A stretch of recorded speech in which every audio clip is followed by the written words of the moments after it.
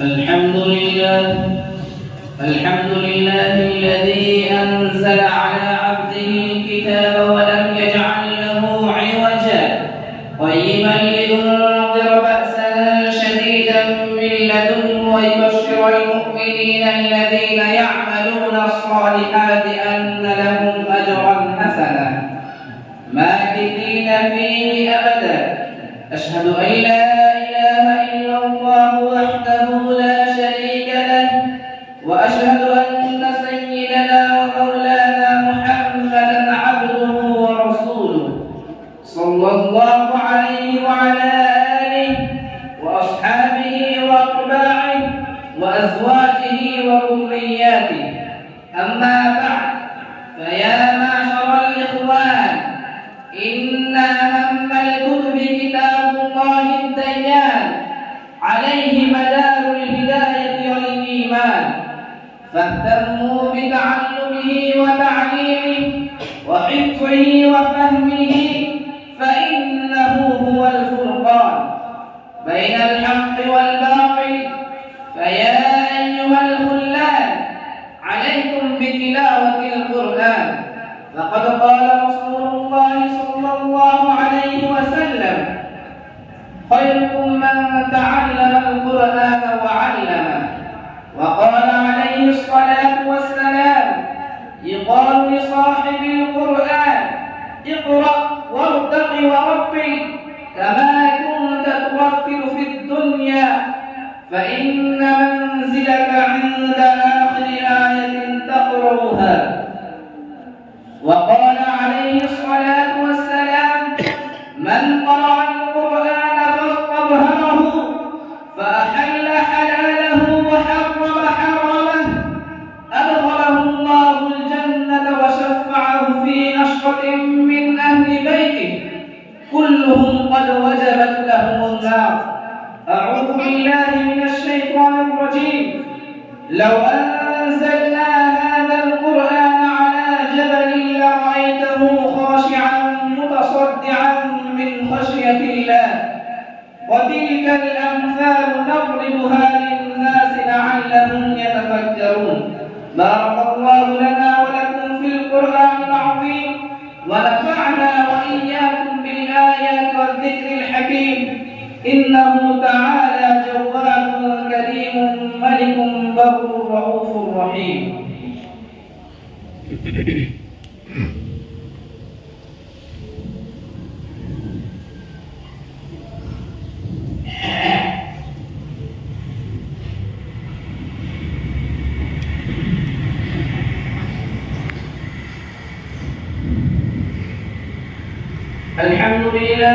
الحمد لله نحمده ونستعينه ونستغفره ونؤمن به ونتوكل عليه، ونعوذ بالله من شرور أنفسنا ومن سيئات أعمالنا. من يهده الله فلا مضل له، ومن يضلله فلا هادي له. ونشهد أن لا إله إلا الله وحده لا شريك له، ونشهد أن سيدنا ومولانا محمدا عبده ورسوله الذي أرسل بالحق بشيرا ونذيرا. إن الله وملائكته يصلون على النبي، يا أيها الذين آمنوا صلوا عليه وسلموا تسليما. اللهم صل وسلم وبارك على سيدنا محمد وعلى آله وأصحابه وأتباعه وأزواجه وذرياته.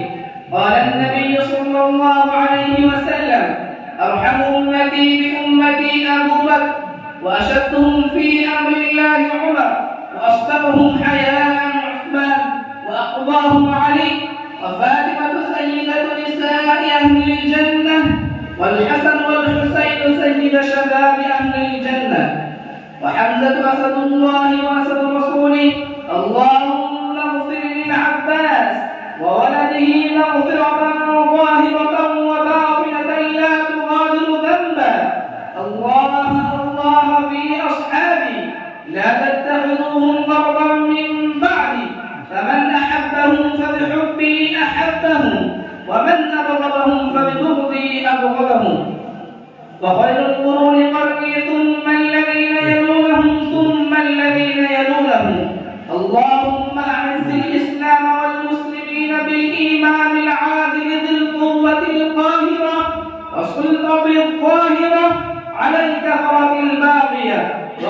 اللهم لجميع المؤمنين والمؤمنات والمسلمين والمسلمات الأحياء منهم والأموات برحمتك يا أرحم الراحمين.